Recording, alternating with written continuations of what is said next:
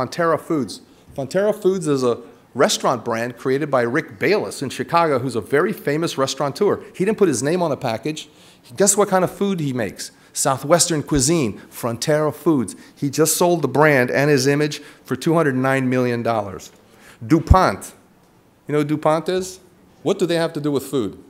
$6.3 billion.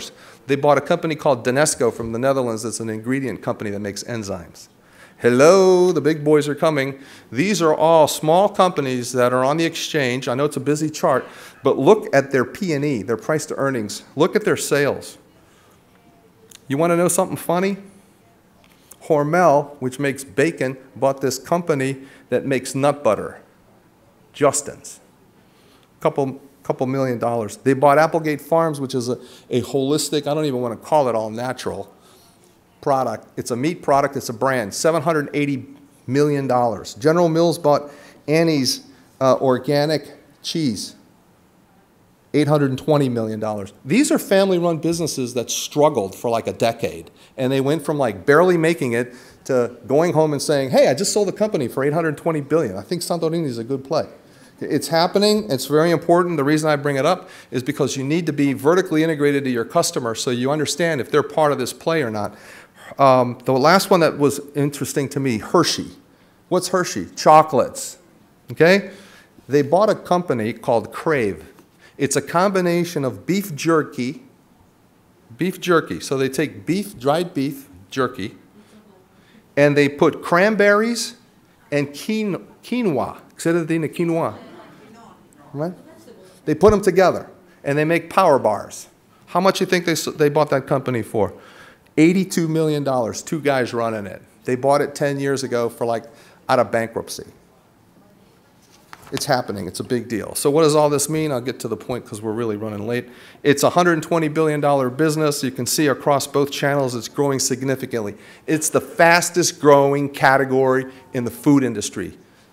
Regularly, grocery categories are running maybe 2, maybe 3%. Specialty food products and retail are up 19.7%. I didn't even put the food service number up. It's 27%. Mainstream retail channels, you can see the percentages. Some of these categories are incredible. I have information by channel that we'll be able to give you. I have some of the largest segments. When you think about snacks and pretzels, we break it down, okay?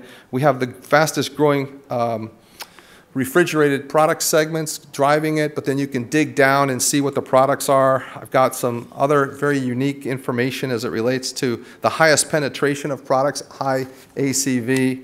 We've got trends, refrigerated water, coffees and teas. Here's the big one right here, grocery. Look at the percent change in share in the grocery department.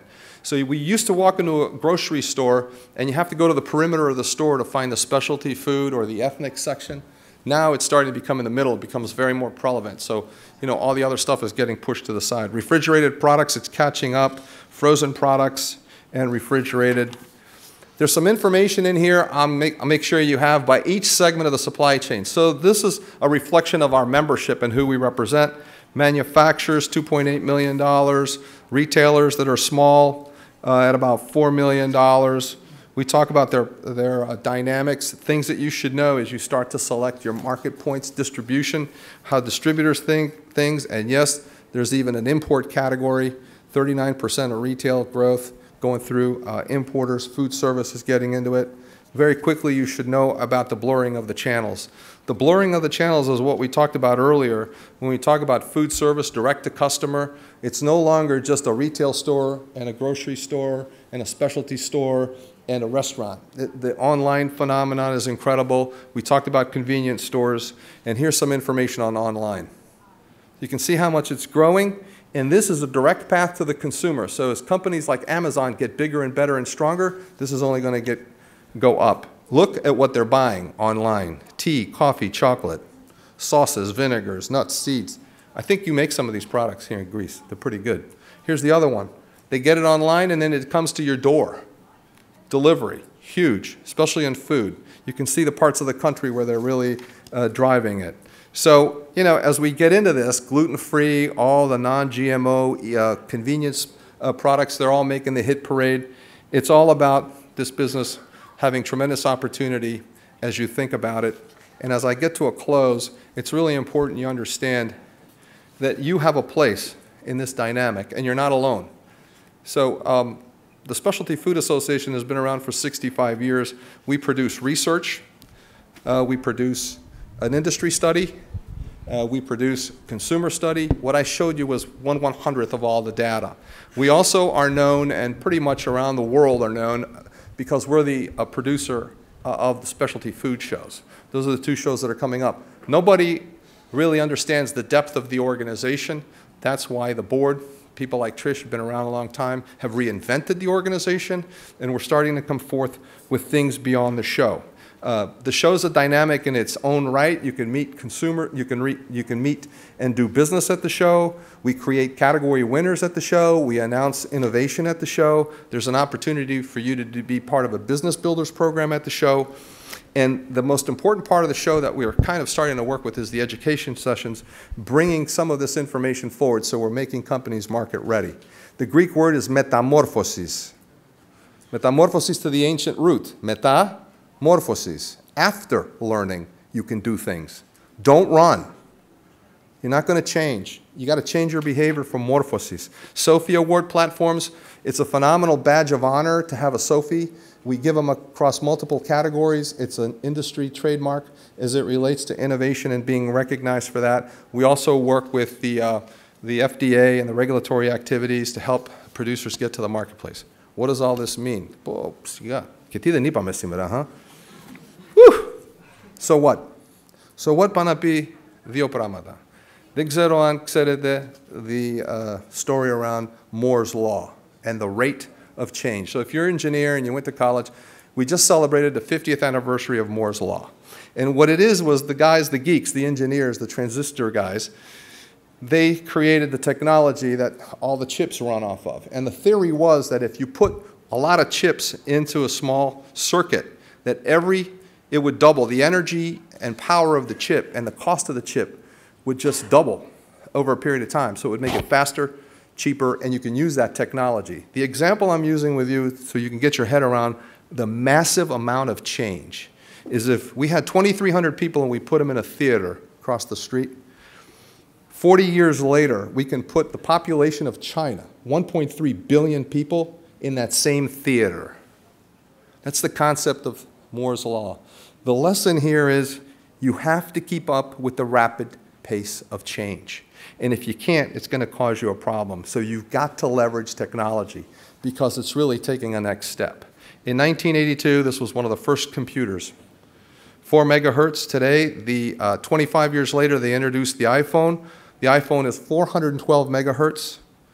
This thing was 100 times the weight of an iPhone. It cost 10 times more than an iPhone. It had 1/100th frequency of an iPhone, and the iPhone has 500 times the capacity of that computer. I'm showing you this because the transformation of technology is going to happen faster.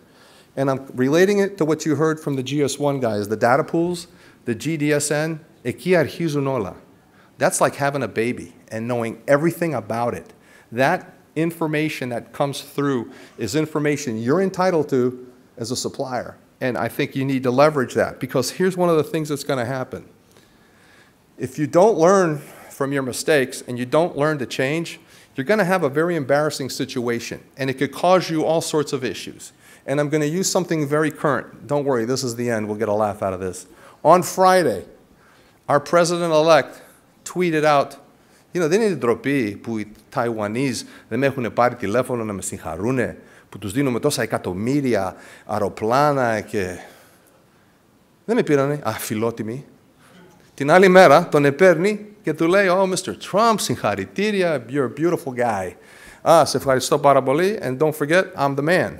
Τι γράφει? Έγραψε το text να μας πει πως τον επήρε τηλέφωνο. And he wrote that the president of Taiwan called him to congratulate him. President means you run a country. In that part of the world, it's very sensitive because οι Κινέζοι δεν θέλουν να ξέρουν πως η Taiwan έχει πρόεδρο. Η Taiwan έχει leaders, δεν έχει πρόεδρο. So τι κάνουν οι Κινέζοι? Παρεξηγηθήκαν οι Κινέζοι. And they filed a diplomatic complaint. Και σήμερα το πρωί αρχίσαμε πάλι. Σήμερα το πρωί. Trump went crazy. Πού το βρήκαν οι Κινέζοι να μας πούνε εμάς τι θα κάνουμε και τούτο και εκείνο. The point of the matter here is, this is the uncertainty in the political environment.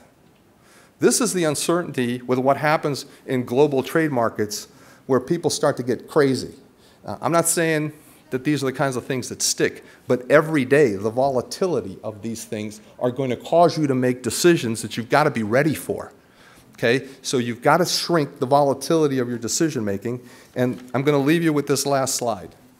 If you don't understand what your risks are and what you can handle, what your plan is, and you don't know how to fit into this thing, θα έχετε προβλήματα και μαύρη ζωή. Απαρατήστε τα τώρα.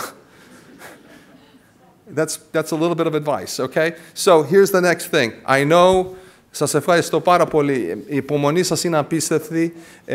Είχαμε συμφωνήσει να κάνουμε κάτι, θα σας το πει τώρα ο Γιάννης. Άμα θέλετε να με βρείτε, that's the email. Θα χαρώ να κάνω ό,τι μπορώ να σας βοηθήσω. Θα ξαναμε δείτε στην Ελλάδα, θα σας ξαναδώ στη Νέα Υόρκη και στο San Francisco που είναι τα shows και θα σας δω στην άλλη Αμερική. Άμα έρθετε πουθενά αλλού, στείλτε μου ένα text ή ένα email να μου πείτε «Hey, I'm in Des Moines». Σας ευχαριστώ πάρα πολύ και να σας πω άλλο ένα πράγμα. Είμαι τόσο υπερήφανος που μπορώ να λέω πως είμαι Ελληνοαμερικανός και ξέρω πως η χώρα μου προοδεύει. Σας ευχαριστώ πάρα πολύ για όλα σας.